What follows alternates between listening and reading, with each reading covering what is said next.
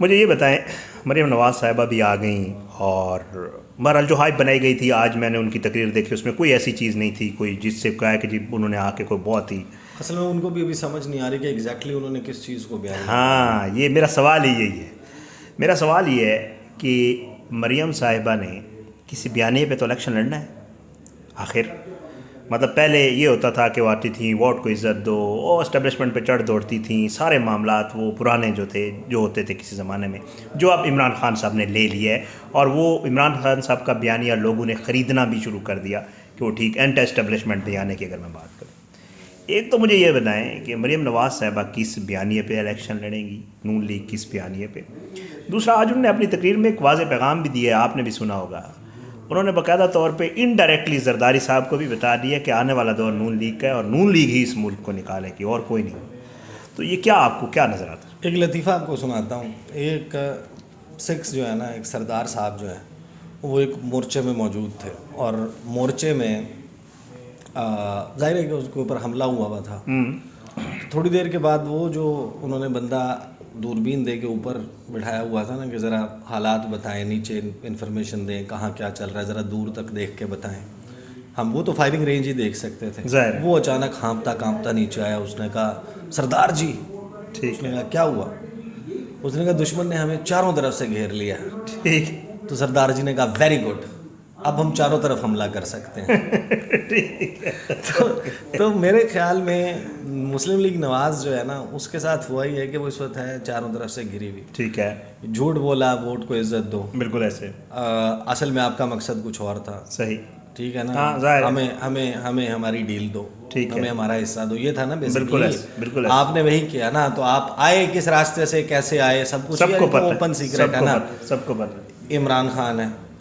अब ये जो जिन जमातों के साथ मिलकर बैठे हुए हैं, ये इनका कोई इंतजाम थोड़ी हुआ है, मर्जर थोड़ी हुआ है। आज आप इमरान खान साहब को माइनस कर दें, लेट्स से कि वो पाकिस्तान की सियासी हिस्ट्री में एग्जिस्ट ही नहीं करते। ठीक है। तो कौन एक दूसरे के दस्तों गिरबान होता? पीपल्स पार्टी और नून लीग।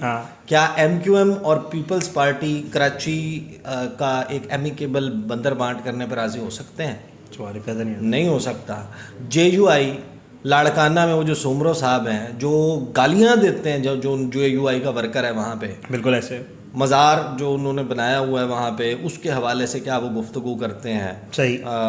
जो भुट्टो खानदान का बड़े खुदा बख्श वहाँ पे, तो इनका तो सियासी किबला नहीं मिलता, सियासी नज़रिया नहीं मिलता, सियासी सोच नहीं मिलती, सियासी मंशूर नहीं मिलता, कुछ भी नहीं मिलता। ठीक है। ये तो भानमती का कुंबा है, इसको जोड़ा ये तो साजे की हंडिया है। ये जब इलेक्शन होगा, ये सब कुछ होगा, नून लीग ने क्या करना है? नून लीग ने किसको वोट देना है? वो जो लोटे होके इनके पास आ गए थे, जिनसे वादे वईद किया था, उनको वोट देंगे, अपने नजरियाती वर्कर को हटा देंगे, जहांगीर तरीन ग्रुप को एडजस्ट करेंगे, अलीम खान ग्रुप को एडजस्ट करेंगे, पीपल्स पार्टी को। आप एक सिचुएशन इमेजिन करें ना, राजा परवेज अशरफ के हल्के में ये अलायंस में मौजूद है, इसका मतलब है कि नून लीग अपना कैंडिडेट नहीं देगी, नदीम अफजल चंद के हल्के में नहीं देगी, कमर ज़मान कायरा के नहीं देगी। बिल्कुल ऐसे। फॉर एग्जाम्पल चौधरी मंजूर, या फिर आप गिलानी ख़ानदान है, फिर आप साउथ पंजाब के और बहुत सारी नशिस्तें हैं जहाँ पर पीपल्स पार्टी समझती है कि उनका स्ट्रॉन्ग होल्ड है या उनको एडजस्ट होना चाहिए, वहाँ पे वो क्या करेंगे? तो वो तो एक बहुत बड़ी उसमें फंसे हुए हैं ना, तो उन्होंने तो हमला हर एक पे करना है। ठीक है। और अब साथ में एक चीज़ मैं आपको और बता देता हूँ, अगेन खबर है। खबर ये है कि मुस्लिम लीग नवाज़ ने टास्क जो है वो मियाँ साहब ने दिया है, 2-3 टास्क दिए हैं, 4 टास्क दिए हैं।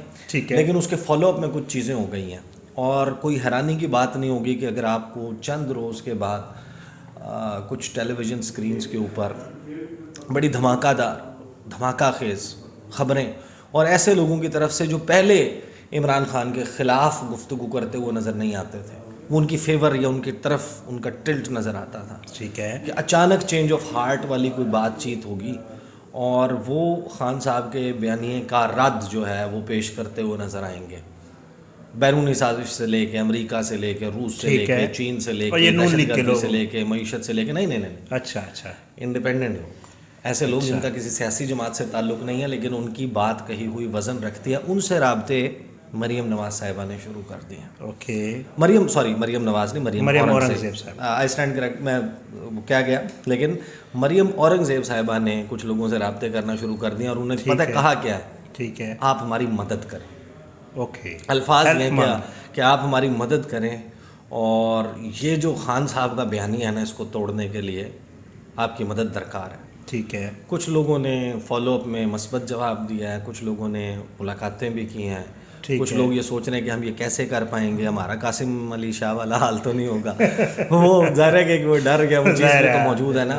लेकिन टास्क जो है वो साथ में राना सनाउल्लाह साहब को भी दिया है। ठीक है। मीडिया के ऊपर आपको इन्वेस्टमेंट भी होती हुई नजर आएगी, डिजिटल मीडिया तो हमारे लिए अच्छा है। डिजिटल मीडिया पे आपको कैंपेन्स चलती नजर आएंगी। ठीक है। ये सब कुछ आपको होता हुआ नजर आएगा, और इमरान खान साहब के खिलाफ खबरें जो हैं वो सारा कुछ एक बम्बार्डमेंट ऑफ इंफॉर्मेशन होगी, ये सब कुछ चलेगा। और इसके लिए ये जो सारा मामला चल रहा है, अब देखें क्या किया इन्होंने कि खैबर पख्तूनख्वा और पंजाब में इलेक्शन के हवाले से जो सब कुछ हुआ, जो आज़म नज़ीर तारड़ साहब हैं उन्होंने जो गुफ्तगू की, आप उस गुफ्तगू को एक मरतबा तहम्मुल से सुने, रोक रोक के सुने, ठीक है, स्लो मोशन में सुने, उनकी बॉडी लैंग्वेज देखें, सीक्वेंस है, उन डॉट्स को कनेक्ट करें। डॉट्स किस तरह कनेक्ट होती हैं? इनको लगता था कि खान साहब असम्बली तहलील करने, यानी कि हम पंजाब हाईजैक कर लेंगे, पहला इनको ये लगता था। बिल्कुल ऐसे, वैसा नहीं हुआ। इनको ये लगता था कि इमरान खान साहब वापस हासिल कर लेंगे, स्ट्रॉन्ग पोजीशन में आ जाएंगे, तहलील नहीं करेंगे, उन्होंने तहलील कर दिया, बास परस हुई, सब कुछ हुआ।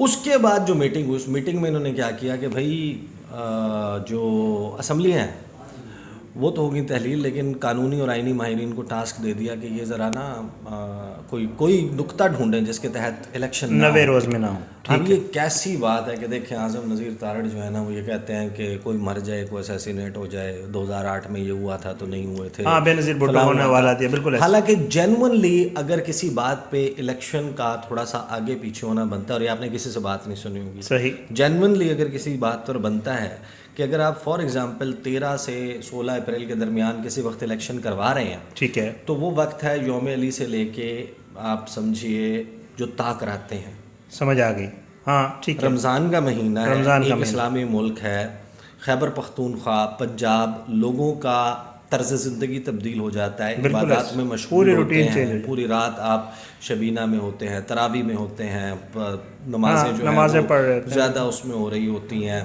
दिन के वक्त आपकी मसरूफियत थोड़ी सी डिफरेंट होती है, रूटीन चेंज हो जाती है। एक ऐसे वक्त में इलेक्शन की एक्सरसाइज करना कि एक तो पूरे रमज़ान के दौरान आप हल्ला गुल्ला करें, इलेक्शन कैंपेन करें, जलसे करें, कॉर्नर मीटिंग्स करें, सबके लिए मुश्किल, वो सब कुछ करें, और फिर या तो इलेक्शन की रात या उससे अगली रात ताक रात बनेगी, हाँ ठीक है, तो उसमें भी आप क्या खैबर पख्तूनख्वा में और इधर ये एक्सपेक्ट करते हैं कि लोग सब कुछ छोड़ छाड़ के बैठे होंगे। अब इनको सूट टेक्निकली यही करता है कि अगर इलेक्शन होना है तो ऐसे वक्त में, क्योंकि जितना टर्न आउट कम होगा, हाँ, उसका फ़ायदा इमरान खान को नहीं होगा, ये तो हमें पता चल गया। ठीक है, टर्न आउट जितना ज़्यादा होगा फ़ायदा इमरान खान को होगा, टर्न आउट जितना कम होगा उसका फ़ायदा इन लोगों को होगा, क्योंकि इनके जो पक्के ठक्के वोटर है ना, वो जाके वोट डाल देंगे। असल चीज़ तो वो चेंज करने वाले ने आना है ना, जिसके पास बेचारे के पास अब जो है वो किराए का पैसा भी नहीं रहा कि वो जाके, तो वो चेंज करने वाला आएगा, तो वो रमज़ान में उसके लिए निकलना जो है ना वो बहुत मुश्किल है। तो एक वाहिद बात नुक्ता जिसकी बुनियाद पे इनको ये सोचना चाहिए कि आप ईद के बाद ले जाएं इलेक्शंस को, कि आप ईद के फ़ौरन बाद कोई डेट रख लें और उसमें आप इलेक्शंस करवाएं, ताकि लोग अपने जो मामूलात ज़िंदगी हैं जो तब्दील हो जाते हैं रमज़ान के महीने में, उसमें इतनी बड़ी जो है उससे चेंज से या तब्दीली से, लेकिन नहीं, मरदमशुमारी का बहाना बना दो, लॉ एंड ऑर्डर की बात कर दो, फलां बात कर दो, कोई असैसिनेट हो जाएगा, आपको पता नहीं, इल्हाम होता है, आपको पता चलता है कि हो जाएगा, वो सब कुछ है। तो इस किस्म की जो है वो चीज़ें चल रही हैं। बहरहाल सिचुएशन जो है वो बड़ी फ्लूइड है, तब्दील हो रही है हर गुजरते दिन के साथ। हम खुद देख रहे हैं कि ये सब कुछ जो मामला चल रहा है, हाँ ये है। अच्छा, शुक्रिया ईसा नकवी साहब, आपने मेरे लिए वक्त निकाला, मैं बहुत शुक्रगुजार हूँ। ईसा नकवी साहब मेरे साथ मौजूद थे। इंशाअल्लाह किसी और मौजू पे किसी और वक्त इनसे बातचीत होगी। आप इजाज़त दें। पाकिस्तान ज़िंदाबाद। अल्लाह हाफ़िज़। अल्लाह हाफ़िज़।